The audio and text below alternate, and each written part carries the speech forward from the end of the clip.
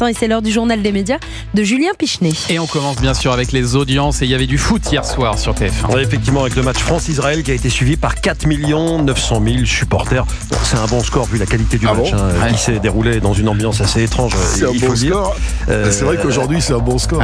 Écoutez, quand on additionne, Patrick Sébastien, toutes les audiences d'hier, on n'arrive même pas au grand bluff du 26 décembre 1991, 17 494 400 pour rappeler. La fille dans les bois sur France 2, deuxième place avec 2 785 000. Le meilleur pâtissier sur M6 ferme le podium. Cache Investigation sur France 2, c'est l'info de la soirée, n'est pas sur le podium avec un score d'1,4 million. Des scores qui font doucement rigoler Patrick Sébastien.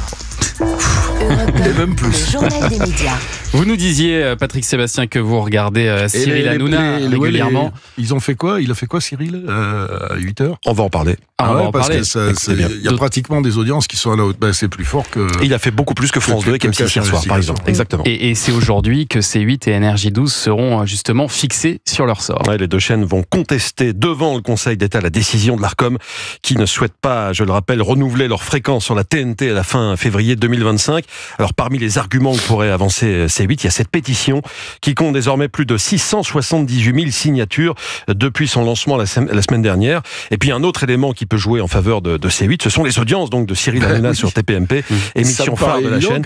Hier encore, Patrick Sébastien, ils étaient plus de 2 200 000 fidèles devant la dernière partie du talk show, le talk show qui était en tête devant C'est à vous et devant Quotidien hier soir. Oui, voilà. C'est ce que je disais, ce qu'on disait tout à l'heure avant, c'est que à un moment, il faut faire de la télé pour ceux qui la regardent. Et puis, s'il y a 2 millions et quelques personnes que ça intéresse, on va dire à ces 2 millions-là, allez vous faire foutre.